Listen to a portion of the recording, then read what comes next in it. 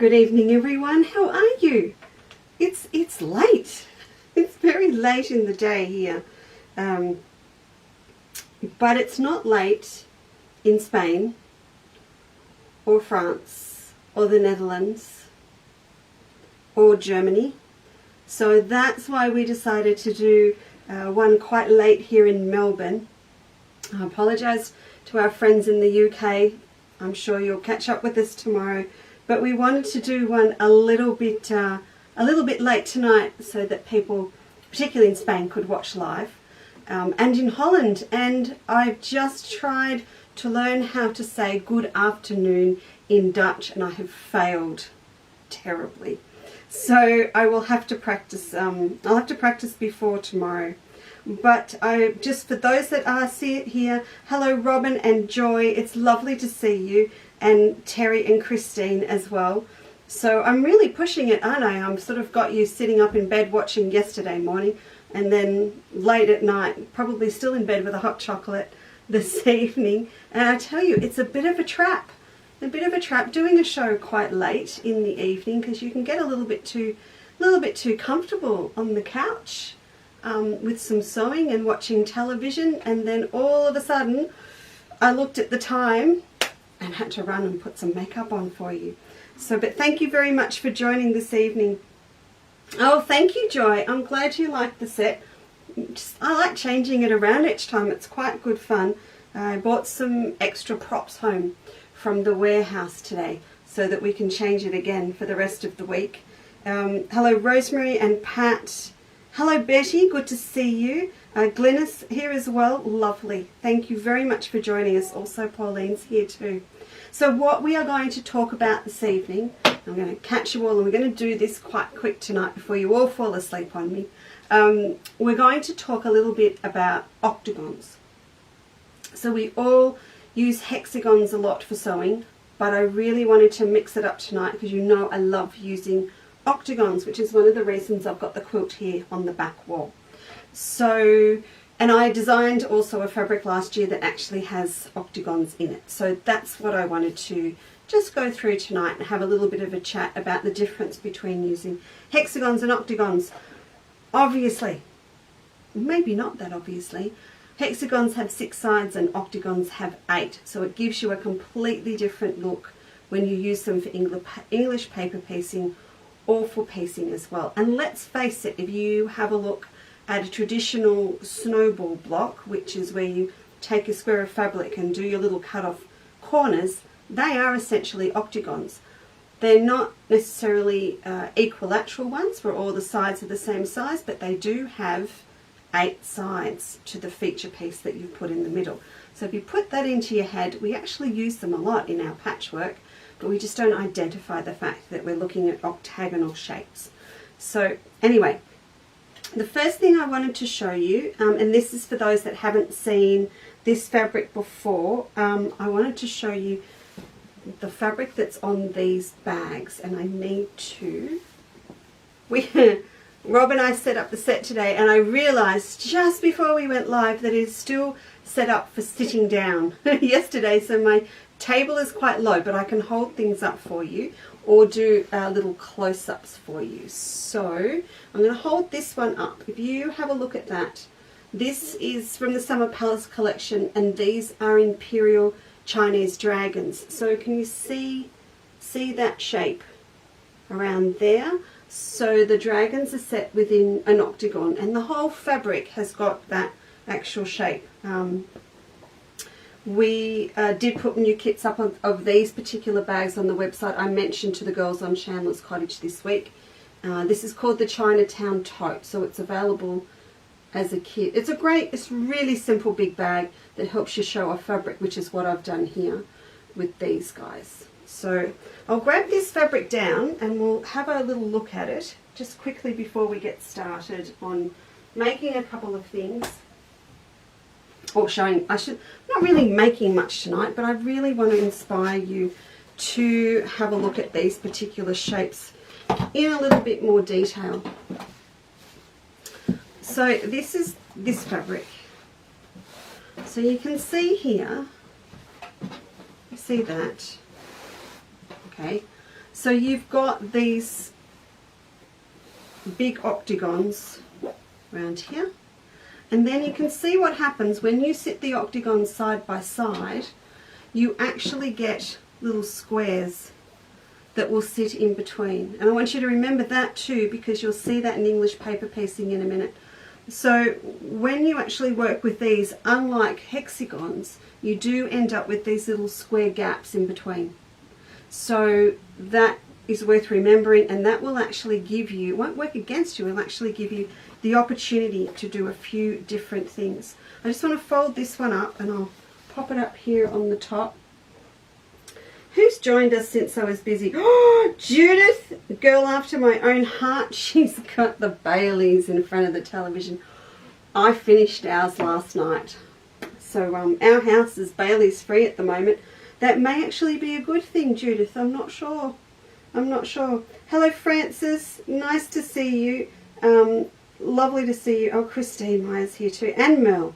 Oh, have you all been sewing today if you're here in Australia? Or been having a good time, having a good stitch? I've got lots to do tomorrow, which is why we might meet up again tomorrow night, because I want to get a lot done to show you during the day. Now, I want to show you these just to give you, put that one there for a minute, just to show you what happens when you use your octagons for paper piecing. Now, this is your whiz bang traditional hexagons. These are from my applique sampler, so the ladies that are doing my Chandler's Cottage applique club at the moment will be very familiar with this block. So with this quilt we start out with very traditional, not basic but traditional paper piecing first of all, that people are familiar with. So we've got 2 hexagon flowers, and I've chosen to join them together with one in the middle. So that's what we're all used to. But when you take octagons, this is what happens. So in this case, you can see we've used these lovely big octagons, and these are the templates that we use. We use clear Perspex templates for our work, and these are fantastic because we can reuse them again and again. So these are, if I show that to you there, these are 2 inches wide. There you go. Okay, so can you see, oh, you can't see that. Sorry, you're out of shot. There you go. These are 2 inches. So when you use them like this and join them together, you end up with the little squares in between. So these are the same effect as what I've done with the dragons, but here we're just using the octagons for paper piecing. So that's another one from the applique sampler, and again, the girls doing that will know that block very well. So the effects that you can get are just endless, because I have set this, as you can see, onto a contrasting background. So you get this little pop of colour coming through, but you can do lots of different effects. I could choose to put an ombre fabric that changes colour behind there. Or the other thing that I could do is actually sneak a little different fabric behind each of these and have a little different effect. I also just think that's begging for me to do a little flower with some French knots in there. Hello Sharon Keys, sitting up in bed. Good to hear. Good to hear. I hope you've had a busy day. Hello Kathy, and also Jackie. Hello. And and Carol says hi everybody. Thank you very much. That's awesome. So you can see that's different again. So that's 2 effects. And then the other one I just wanted to show you tonight is, if you do get your hands on a fabric that has shapes like these, this is a great place to start if you ever want to do some pre-shaped applique where you can, for want of a better term, bag out particular shapes. Straight edge ones are great to start with, and then applique them onto the block. Now, those little octagons that I showed you, just stepping back, they're equilateral, so all their sides are the same. The ones up here on this quilt, which is why I wanted to pop it up, and my Chandler's Cottage girls are waiting for me to do it as a block of the month, and it will actually be included, this pattern, in A Quilter's Life in our online club. that's all going to be part of the club, which is $10 a month. These ones that are on this quilt are not equilateral, so they actually have 4 long sides and 4 short ones. So you've got a bit of a choice with that then. You can either decide to put the long sides together, and that's going to give you, did I go that way? Yeah, I did. Oh, yes I did. Sorry, short sides together, and then I get a larger square in between. Or I could have put the small sides together, and then I get a smaller one. Yeah, I get smaller, bigger. I don't know, but it works out different. Oh, I can't believe it. That's because we're doing this late at night. So I've put, yeah, the large ones go together, you get a small hole. And if you put the small ones together, you get a large hole. There you go. Oh, see, I've put little beads. Oh, you can't probably see, but there's little beads in there. If I give you, I'll just give you a quick close-up on these. Can you see that? See, he is not equilateral. Short, long. Just subtly different, but it does make a difference when you actually put them all together. I've got the equilateral ones, if you want to have a go, are on the website. If you just put EPP into the search window at the top, it will bring them up with some other 5-point star ones that we've put up on the new site. There's loads more to come up. These little ones that are going on here are not going up yet because I've actually had them purposely made for when we do this quilt in a quilter's life.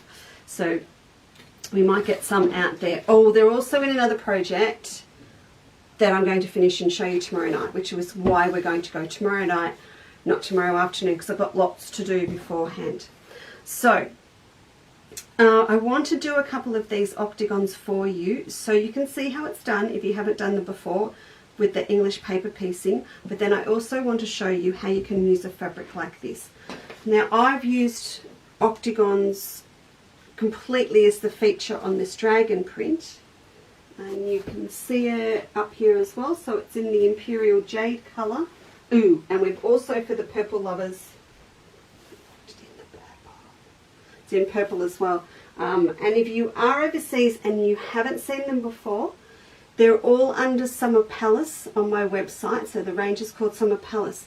If you are in Spain, then they will be at the Madrid show with Fil de Fada coming up in October. And if you want any of my fabrics, please contact Maria and Sophia at Fil de Fada. They're in Valencia, but she's going to take them to the show. In fact, I've just remembered I read my emails, my messages at really early this morning, and Maria said, I need fabric, and I have completely forgotten today. And I'm a very bad friend, so I need to fix that tonight. But she's in the process of selecting which fabrics will go to the Madrid show with her from my collection. So they'll be going across, and then she will have them at the show. She won't have me at the show, which is very sad, but at least she'll have my fabric, which is good. And there's also big ones like fans and things in there as well. Now, I did use an octagon once before, and it's in my other range that Maria has all of for the show, which is Melba. So let me just find you. There it is, but I don't want one. This is a new bolt. I don't want one with a crease on it. Here we go. So this is the other fabric that I used the octagon on. So these are all designed from, this is Art Nouveau designed, and it's called Melba after internationally acclaimed opera singer Dame Nellie Melba in the 1920s. And her whole house was Art Nouveau, and it was spectacular. But the other thing was, her father built our Royal Exhibition buildings here in Melbourne for Queen Victoria's Royal Exhibition, World Exhibition, in 1888. And a lot of the motifs on this particular fabric come from or inspired by that building. So this here is the internal shape of the dome. There's a great big dome on the top of the building, and it is octagonal. So you'll also see these little flannel flowers have been, which are Australian flowers, have been put into circular freezers, and these are on the walls. Oh, thank you, Devon. I'm glad you like the dragon fabric. I like the dragon fabric. And you're in Sydney lockdown. We're all in the lockdown, aren't we? All in the lockdown. The ends of the buildings had these spectacular fanned out circular windows, and so the fan sort of comes from the fact that Dame Nellie Melba used to love a fan when she was on stage as an opera singer, and also from those beautiful windows. You can see the classic keyhole shape as well, and these are all Australian flowers that have been I've stylised royal flannel flowers there. So there's lots to use on this fabric, but this octagon is also a fantastic one to cut out. And I'll just, for the benefit, I think it's mostly us Aussie girls tonight, but we know others are going to wake up. Now, if you are in the UK though, and you're up late, or you're watching on Sunday morning, then Natasha at Natasha Makes has all these fabrics as well available in the UK. So that's the pink and ivory one. Let's put this one down. And then the other one is the grey. There you go. So that's the grey one. It's quite nice putting them under the bright studio lights. The metallic really sparkles. The grey and the ivory have silver metallic, and the black has gold, and then the one that I actually used in the applique sampler is the cream. So I'll show you that one.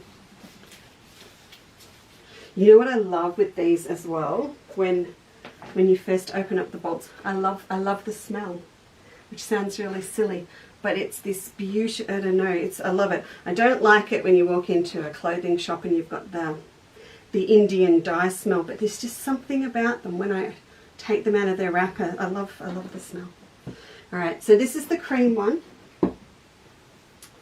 and that is the whole cream fabric. So again, the girls in the Applique Sampler Club get a big wad of this early on, and then we use it at different stages through the club.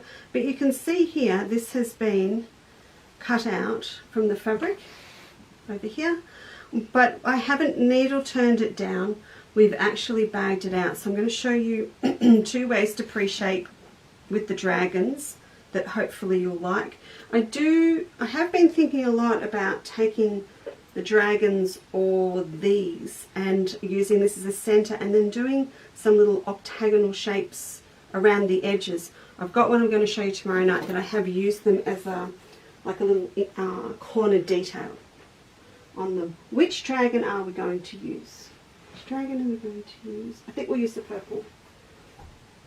Okay. So here are the purple boys.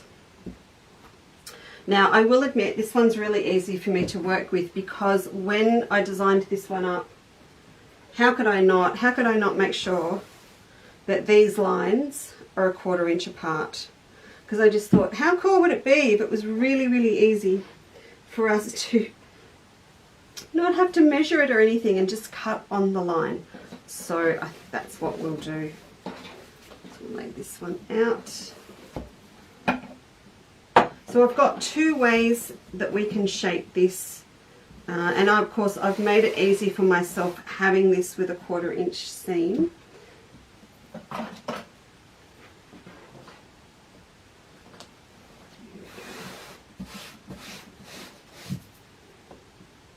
Just going to chop a piece of this off.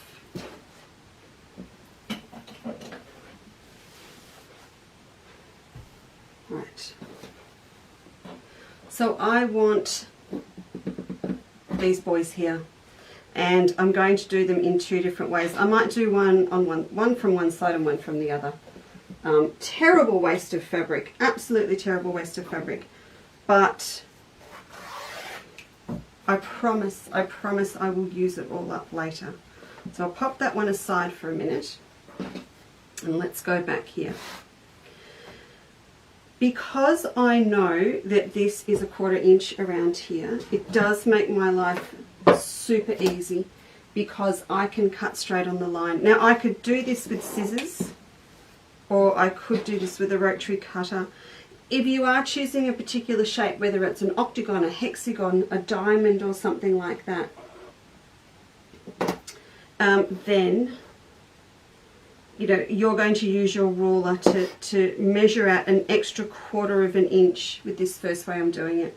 Measure out a 1/4 of an inch, and then you can pop your ruler up against it and just cut through there. If I was being really, really good, everyone, I would sit here and cut them out with scissors, but I've got my Creative Grids super good grippy ruler, so I'm going to do it this way.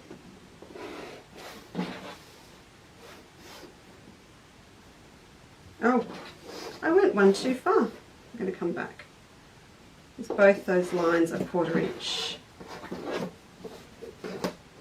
One thing that you will find in your journey with fabric, and I can see it just a little bit with these dragons, is that if you are working with really geometric, symmetrical designs, you will often then pick up that there's a slight warp in the shape from where it's come off the loom, and that does happen. It just depends on the factory and how well they look after the fabric when it comes off the frame from screen printing.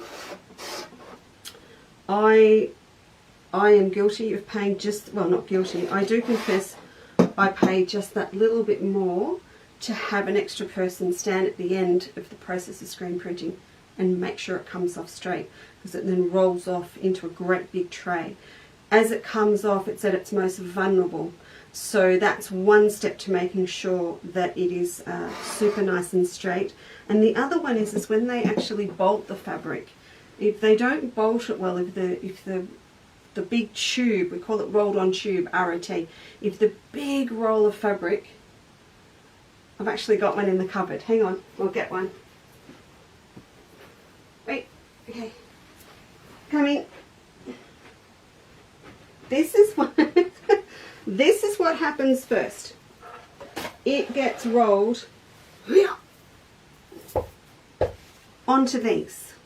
So sometimes I will buy fabric on the tube rather than all of it being put onto bolts when it comes from the factory in Osaka, so that if I get someone that does clothing, or they buy it to manufacture with, or they're making curtains or anything like that, this is better for them to work with in a whole roll, as opposed to it being folded over onto a bolt. When you go from this onto the bolt, they've got to get the angle of this roll right to take it down onto the bolting machine, to make sure you don't get that, you know, crooked weave. You know when you buy a Christmas panel and you get it home and it's sort of edging sideways. These are so heavy. Here, let me get rid of this one. Right. So when that happens, sometimes if you've got a really geometric shape, you might need to square him up just a little bit with your iron. It will happen, and you've just got to, you know, have a little bit of a play with it on your cutting mat. I thought he was a bit crooked, but he's actually pretty good. So when I sit that onto my mat, Lordy, I think Rob's changed where the cameras were. There you go. Or I've moved the table. Got to get used to it. There you go. So when I line this up on my mat, can you see that just a skerrick? And would you really love a roll of, would you like a roll of Under the Australian Sun in your room, in your sewing room? Well, I can help. I can help you with that. There is a few here that I can help you with. Okay, so I can just push it across. If it was quite bad, I'd hit it with my iron, and the same the other way. It has been printed right. It's all okay. It's just, it's not sitting super straight, and if it's not, it's really easy just to press it back into shape. So this is the first one.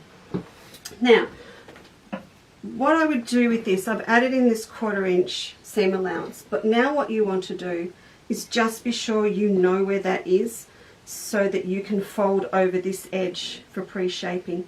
And I can see where that gold line is on the front, on the back of the fabric, which is great. But if you find that it's a little bit faint, just pop over onto the back. Oh, Cheryl, if you can't see it's not perfect from there, then yes, it's absolutely perfect. There you go. How's that? If you can't see that I'm out by about 1 millimeter, then that's all good. I need to turn it. I love this. It's grippy and it just doesn't move. It's like having it sitting on a sandpaper board. The novelty of the Creative Grid ruler has not worn off yet, can you tell? I know, you would have said, Lisa, you would have thought you'd know all about those things, and I do live in a little bit of a sheltered bubble, you know. I do. Okay. Evening, Steve. Steve's watching. He's not here tonight, of course, but Steve's watching, and he has masses of stuff to get up on the website tomorrow. He just didn't know that till I just said it. But what I have got going up are one-off Drop Dead Gorgeous pendants in from Gabby again, from Gift to the Gab. But we might as well start on the Christmas stuff. So some of her beautiful Under the Australian Sun pendant brooches. So I'm going to get Steve to load them up so you can see them all in the privacy of your own home. So they look good. All right, next we are going to press. Now I'm getting out my high-tech ironing board again with my little towel on it, because again I want a firm surface. I've also got my cool, I bought my cool rolly seam one in. So I love that, and we'll need that when we get together later this week. So it's really hard. There's just a wall between my sewing room office and the studio, but I almost feel like I need to duplicate things between the two rooms. Now, this is one of these Clover hot press rulers. Chandler's Cottage girls will remember we started bringing these to you as well, and they're super duper good. They're not cheap. I think they're about $30, but you can hit them with an iron, and anything you can hit with an iron is a good thing. And they look, see, they grip. Look at that. So we set that there. Just move this aside. I have got my little fancy schmancy ironing board here too, but I'll use this. So we can just pop this over and give him a press. Now I'm all for a little iron that doesn't have steam, but you're going to love having steam for doing this. So that just allows you to perfectly iron over as much as you need. You can see you've got all your measurements on here too.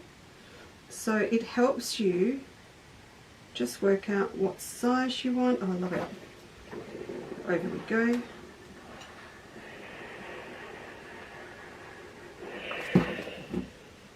Oh, maybe the chopping board wasn't such a good idea. Let's do that again. Actually, we'll turn the steam down a tick.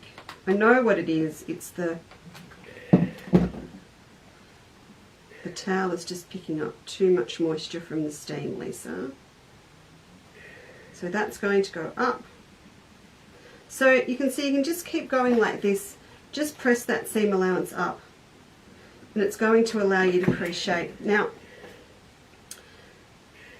that's all fine and well, and you can see you're going to get this nice, really crisp edge, but same as when you're doing things for paper piecing, a couple of these seams, and I can actually feel it. This one is on the cross, this is on the straight grain, so he's going to sit down and stay down. These two, these are on the diagonal. So that means they're on the bias, and they're going to start to kick up. And I can hit them with a fair bit of steam and starch, and yeah, they'll stay down. But I'll show you another little trick as well. If I turn this back over,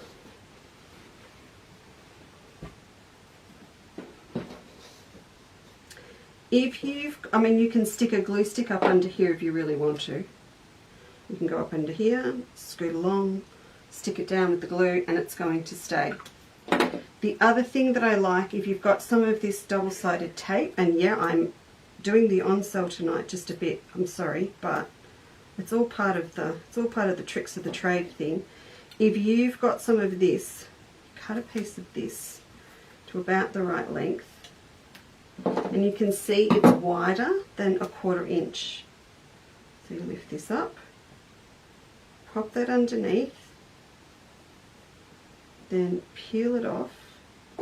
Should I say peel it off when you're ready to stick this on the block?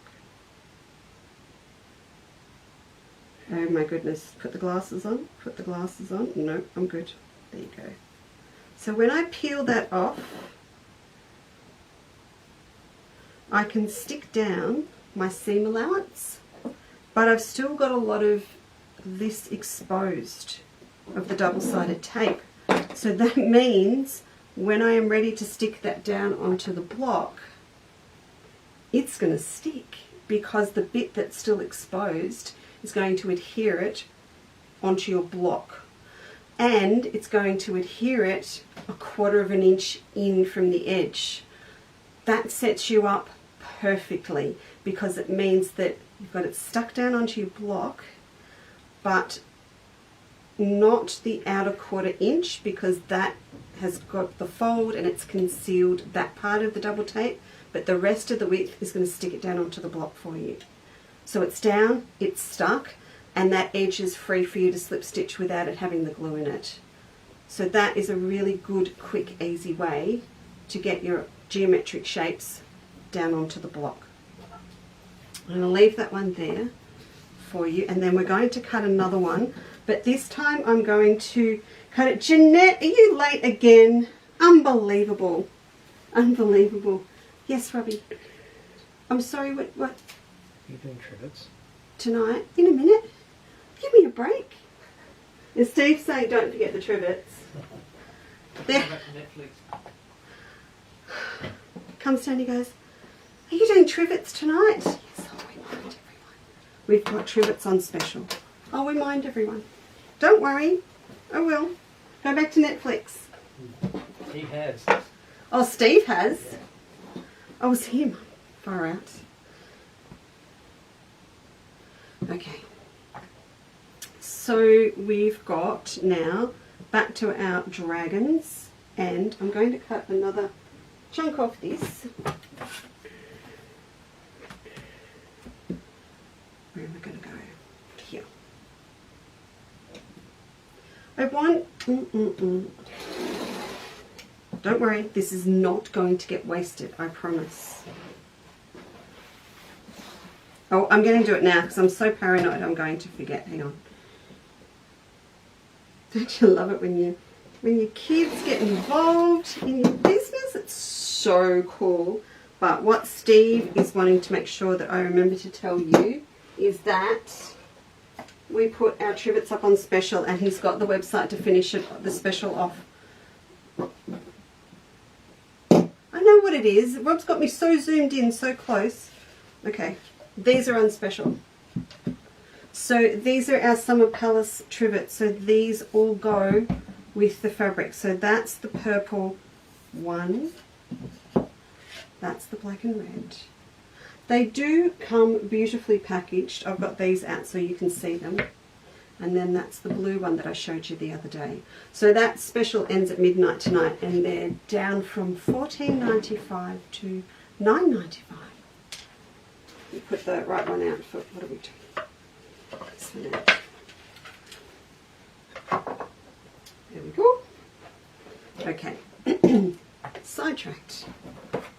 Right, I just want a big square of this, and I'll be honest, it sort of needs to match. Yeah, that's pretty good. Okay, the way that I did the Melba one with the girls in the Applique Sampler Club that I showed you, which is this one, the way that we did this one was to bag it out. This is really easy to do.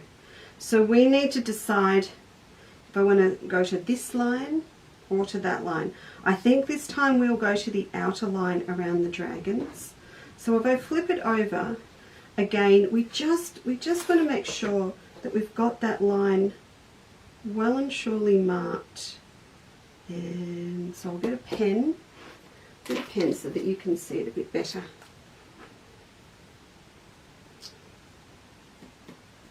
So I'll draw that through there.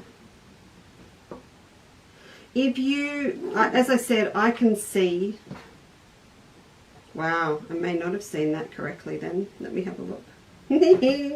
If you can see really easily the line that you want on the back, then just reinforce it with a chalk pencil. But if it is harder to see, just pop it on a light box and you'll be able to see all the lines a lot easier. I am winging it, aren't I? Just a little bit. I have to say a big shout out and happy Father's Day to my dad. Dad, as you know, Mum and Dad don't do Facebook, but they wait for Cass to load up my shows onto YouTube and then they watch. So happy Father's Day, Dad. He won't see it till Monday, but he knows I love him every day. There we go. Okay, so when I've got all of that drawn on, all that you need to do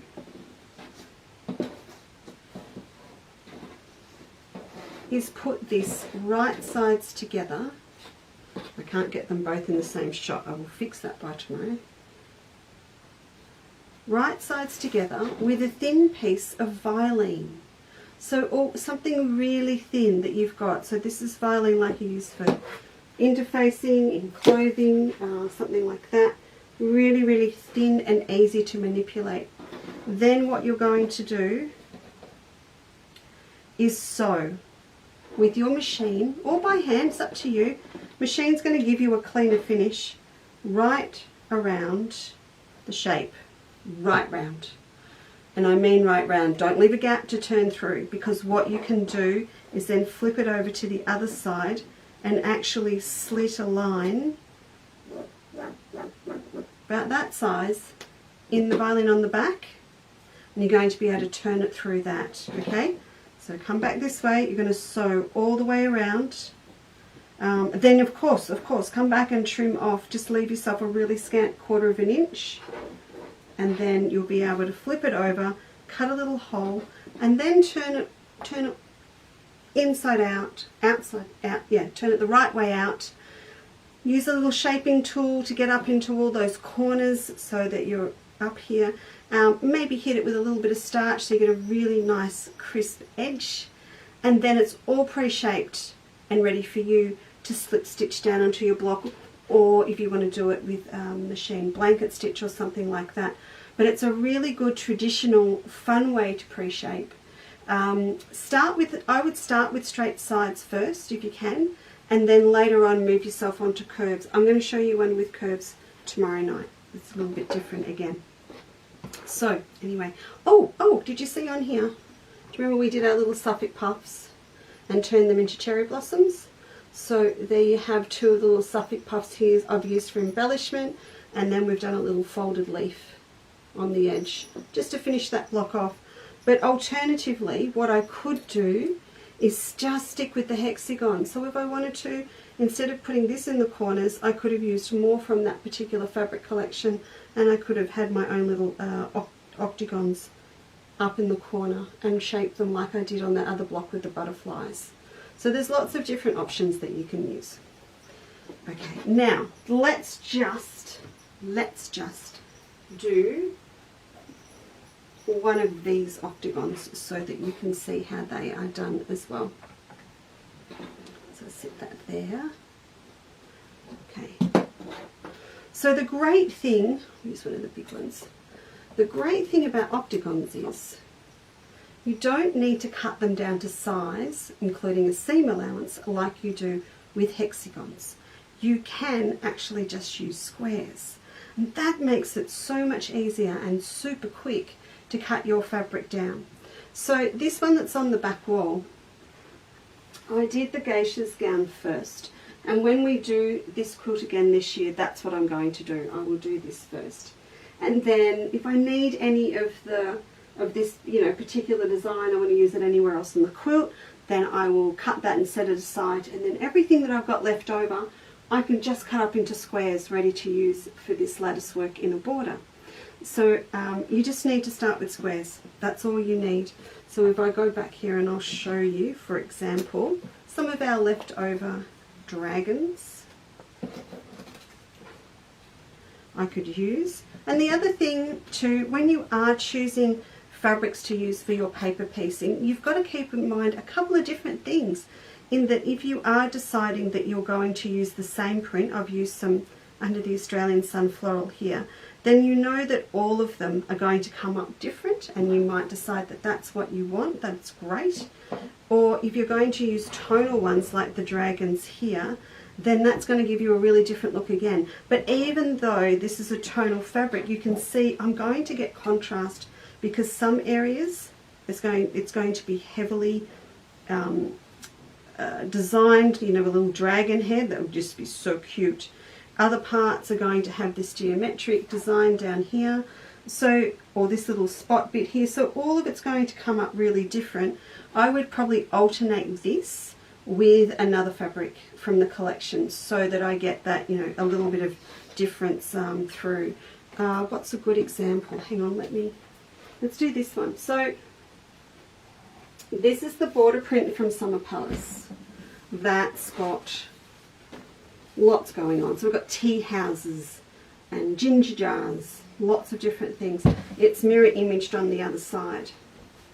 So with this sort of fabric, I might cut perhaps these smaller borders and use those as a border around the block, and then I would chop up the rest, just mercilessly chop the rest up into 2.5-inch squares to use for my paper piecing. And then when I do that, I'm going to get some really strong colours coming through where the tea house is.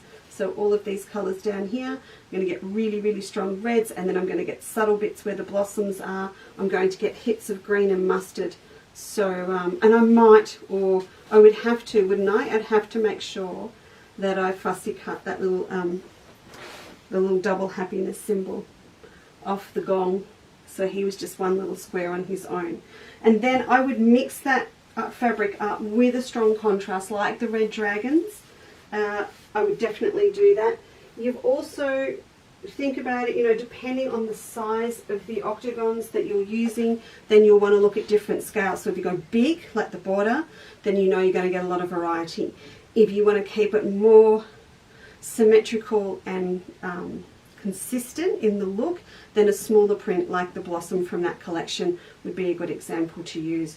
I would love this in octagons just on black, or a really good dark indigo blue. That would work for me. And I don't even know that I add anything else. That would just give me an all-over effect that I think would work really well. So there's lots of different options. Hey, let's use this one. Let's do this one. All right, so if we do the big octagons, we'll do these ones. So these are 2 inches. So on there. So we need a seam allowance right round them, and I would actually think probably, you know, we'd obviously think, oh yeah, 2.5. Go bigger, go a little bit bigger. I'm going to go to 2 3/4 and try that out. You want a little bit more when you're turning over your seams.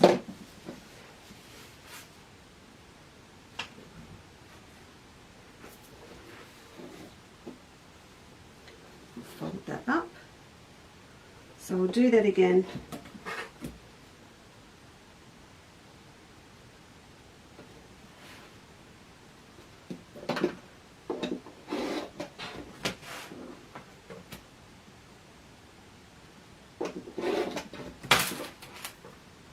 Great scrappy stuff. Great for scrappy quilts. We love doing remnants bags at Chandler's Cottage, and they're just that little bit hard to put up onto a new website when you can't come into the shop. But I've worked out how to do it. We're going to do them by weight, so I've got a whole heap. I will get Steve to do a photo and put them up this week. But aside of that, you know, when we have leftovers now, I'm just so tempted to take some time out and cut you all a whole heap of 2.5 inch squares or 2 3/4 inch squares, and just put them all in a big bag in sort of different colorways, because they'd be just so much fun to just unpack a mystery bag and start making English paper piecing pieces. Right, so let me see if I get you in this shot. There you go. So you're just going to grab one of these and, oh, look, can you see that? Are they just not the, why? You know when you go somewhere on holidays and you go, it's the start of the holiday, I won't buy too much, I don't know what else I'm going to see on the holiday. I bought three of these with a little koi fish in. What was I thinking? Should have bought lots more, lots more. Alright, so we're going to pop, there be the lesson. When we can finally go anywhere, does that mean if I go to Queensland or someone, I'm going to buy 20 snow cones with the big pineapple or the big banana? Sorry, I'm being silly. Okay, a few little dabs of glue to hold him in place. Now, these are plastic, remember, they're not paper, and you're going to be able to use them again and again and again. But they do love the glue, so you've just got to be a little bit careful because it sticks really, really well. In fact, better than it does to paper. I haven't figured out why yet, but it does. Oh, Kathy, thank you very much. Appreciate that. You enjoyed. So I use a few dabs here, but I do actually tack over on these. Now, I'm chopping corners on this one to show you. So it's just a snip, snip, snip around and leaving enough around. Your other alternative is to leave that seam allowance on. So we'll do two. So this one I'm not going to chop so that you can see the difference.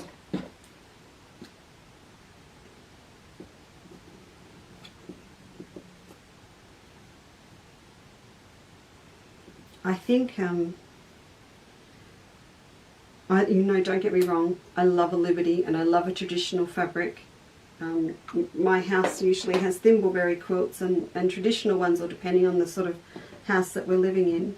And I do love my Liberties. And you know, when you look at these on the website, there's actually a little sample of it made up to show you. It's done with the Liberties that we've also got on the website. So I love them, but I think we just need a little bit of bling in our lives at the moment, and I've got some drop dead gorgeous. Do you remember those the Indian brocade silks? Yeah, I've got some of those, and I'm thinking evening bags and jewellery rolls to send to people for Christmas with shapes like this overlaid onto black in silks. I think we're going to have to get a little bit bling and a little bit special this year, everyone. And you know, people that perhaps in the past that we've just sent a quick phone call to, or send a quick phone call or a text for Christmas, I think that's kind of not on this year. I think as we haven't been able to see people, and we know there's a lot of people that are on their own on the other side of the world that we didn't get to see this year or last, I think presents and Christmas cards are back. I know that this Christmas I'm going to send I'm back to making the handmade Christmas cards. Hey, why don't we make, see this, I've just thought about it. How cool to have just a set of 4 of these in fabric stuck onto the front of a Christmas card. Wouldn't that look nice? We can paper piece and pop it onto a card for Christmas. Or make them a pin cushion, or no, keep it flat so it's cheaper to post. Make a Christmas decoration that's flat, so you'd have 4 of these, and then applique them onto a square of fabric, and you know, do the back, bag it all out, put some template plastic in so it's nice and firm, and then sit the 4 on the point so it actually hangs that way. That would be so easy to do. Alright, let's do this one. Fold over. Now, the plastic it will take heat, but not too much. So please don't hit it with the full-on steam iron, but if you've got a little clover iron, you want to run that through there on the first couple of sides to get you started, then you can. Right, so I'm going to fold those over, a bit of a finger press, and then just pick up the fold. I am all for gluing, but with these, it's just so much easier to get the plastic out. Don't give up that thumbnail, girls. And remember, I'm left-handed, so most of you, I'm going clockwise. Most of you will be going anti-clockwise that way. So you can see there's ample room to fold over that seam allowance. And it's better to have a little bit more than a little bit less.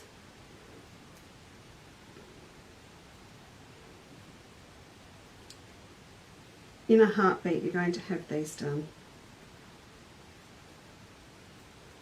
And, of course, remember, you're not going to be joining all of the 6 sides like you are with hexagons. They actually go together really quick because you're not having to sew every side.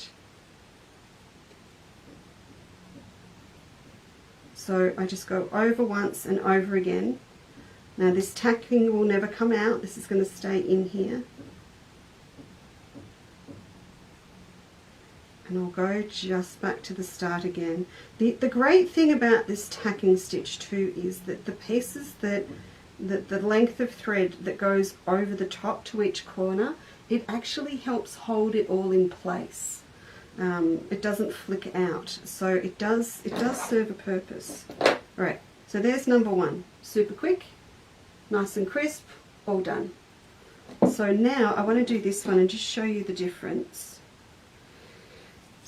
You might find you want a little bit less seam allowance, but honestly it does not worry me at all. Maria is in the building. Hola!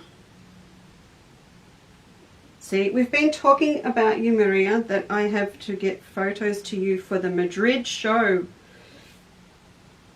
I've been very, very bad. I will fix all of that in the morning.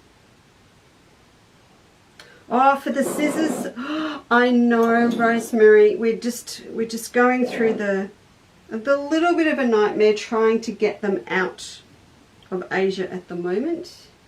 Alright, so this time round, you're going to have this whole piece fold down.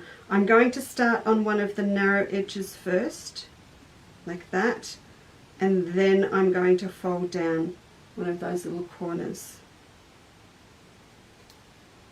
I have to tell everyone here, Maria has just finished or is still studying a whole course in textile clothing design and is specializing in kimonos. And I can't tell you what a buzz to see under the Australian sun in the most magnificently made kimono and obi on a runway. It was awesome, absolutely awesome. It's very, very clever. So you can see it still all folds down. So if you want to cut out that step,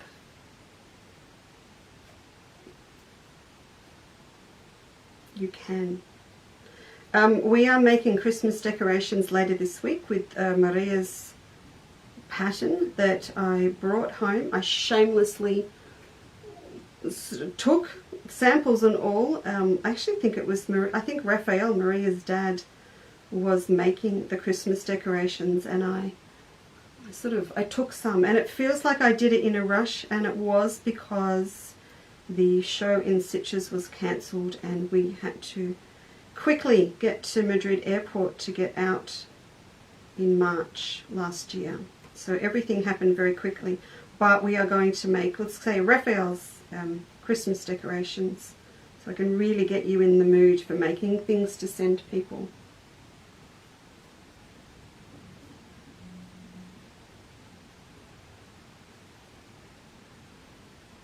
Go.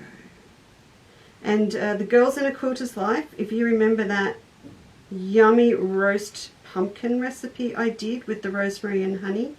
Yeah, that's Maria's mum's recipe. See? So if you look at the back of both of them, it's really not that much different. So if you don't want to have to trim those corners down, you don't need to.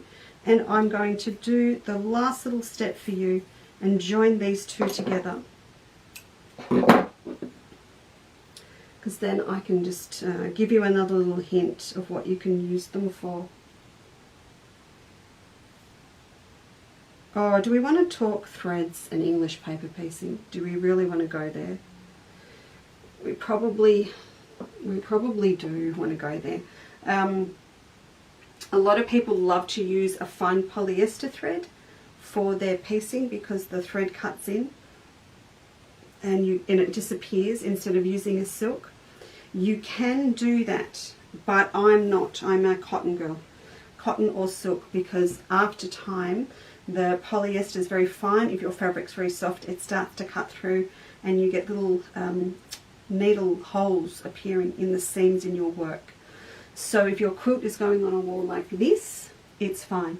If you're going to use your quilt a lot and it's going to be on a bed, it's going to get a lot of movement and work, then just have a think about it, because the quilt will not last as long. I don't know what I'm saying. Maybe it will last 10 years instead of 100. I'm not sure, but I have seen quilts now in the US. I saw them starting when I was there last, starting to fray in the seam. So just be extra careful. Alright, so these are going to go together. Now remember what I said, these are equilateral, so it doesn't matter which way they go. So we're just going to turn them over, put two of the sides together like this. And these are, remember, exactly the same as these ones. If you have not seen the applique quilt, I will put it up again on Love and Hugs while I'm hosting, but it's also on our website under clubs at the moment. Oh, for those girls that are in the club, I finished the blue gum block last night. So that's exciting. I'll move this again. Okay, so I bring my knotted thread up underneath the folds, and that way the knot is concealed. That's really, really important, even more so than hexagons, because I don't want a little knot showing in any of these corners. And then I hold it about there. Just little whip stitches over the top of the folds. If you have tacked yours on like I do, so they're really nicely secured on the templates, you don't need to iron before you start piecing together. And I do like it if it's not ironed yet, because it means these folds here are softer and it's easier to get my thread through.